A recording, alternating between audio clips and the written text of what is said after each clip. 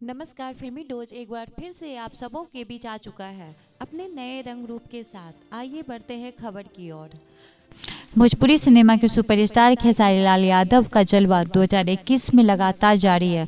एक से बढ़कर एक हिट गाने भोजपुरिया श्रोताओं के बीच ये लेकर आ रहे हैं।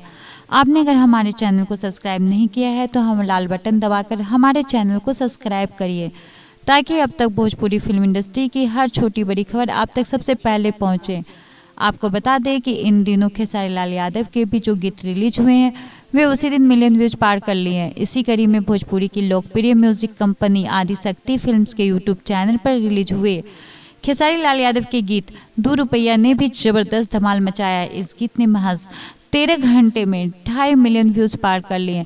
खेसारी लाल यादव का जबरदस्त अभिनय इस गीत के वीडियो में भोजपुरिया दर्शकों को देखने के लिए मिला।